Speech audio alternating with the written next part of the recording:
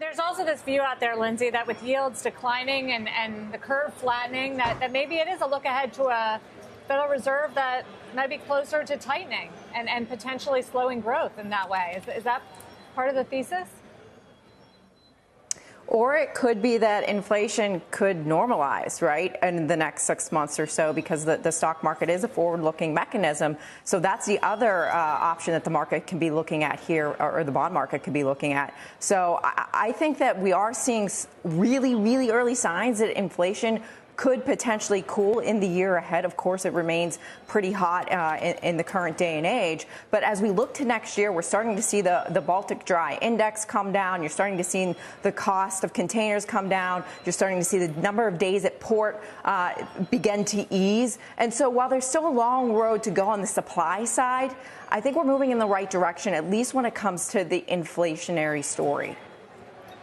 Mike, we mentioned earlier, obviously, Tesla, also Palantir down quite a lot. Peloton had another down day, and PayPal another one. At that sort of ARK-ish type universe type stock, which was down pretty sharply overall, and ARK down 3%. Yeah, between Tesla, PayPal, and Palantir, yeah, it was not a good one. You know, it's interesting because those types of stocks had their ultimate peak in January and February, and they had the big decline, bounced a couple of times since then. It's really been the jury's been out as to whether, in fact, that was a consequential peak in those types of big total addressable market, innovative company, no real path to near-term sustainable profitability. Now, PayPal's profitable. That's a different story. I think that's just kind of a crowded space right now with too much capital being thrown at it in terms of payments. But it's not been where the market has been gathering most of its upside impetus for a while right now. But I do think you have to take note of, you know, and then they have the Roblox move on the upside. So there's really a lot of aggressive kind of separation of winners and losers in these markets, and they take back the amounts in a big bite, too. Mimi, I think you... Oh, never mind. I think we have... Yeah, let's get to Coinbase, which is just crossing Kate Rooney.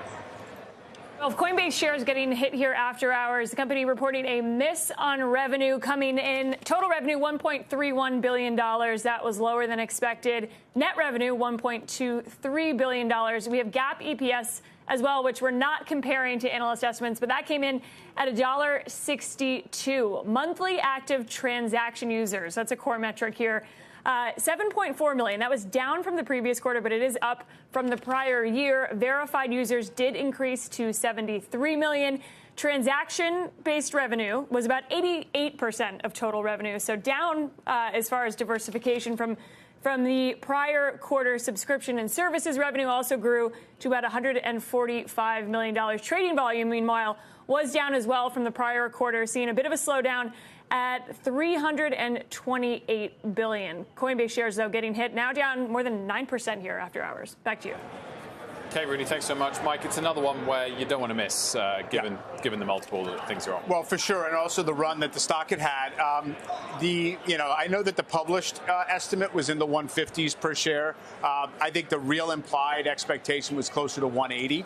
That's where some of the estimates had been trending, and you had a lot of increase in the forecast in the last few months. Declining users in this quarter is not great. One of the bigger questions out there, and I know that the Bitcoin ETF has only just come on the scene. It wasn't really a factor in this quarter. But one of the bigger questions is, does that just add to the entire excitement of people getting involved in crypto and therefore help Coinbase? Or is it an easy alternative to people to just trade through your regular old broker to buy the ETFs? That's still an open question, but I still think that's why people are sensitive. Slowing. We saw that in the Robinhood numbers as well. Yes, it is slowing. Now, it picked up from from I guess the depths of the summer, but yes, absolutely. Lindsey, what's your take on crypto at this level, and whether a Coinbase will ever break ultimate long-term correlation with what the underlying crypto is doing? I think we're still in very early stages of what crypto is going to be long term. Obviously, it's becoming more and more mainstream. More and more financial institutions are legitimately considering it and building businesses around it, too. I think a lot, though, comes down to what is the regulation going to be, right? So that's going to weigh heavily on the future of crypto and the uncertainty that is there. I think for a stock like Coinbase, though, it had a magnificent run over the course of the last month. month. Earnings moved significantly higher, so the bar was set really high, and it was easy for these guys to miss, and you see the stock down as a result of that. But there is, they are trying to diversify. They're moving into NFTs. They're going to be testing that stuff this quarter. So the future is still, there's still opportunity for a company like this, I think, over the longer period of time.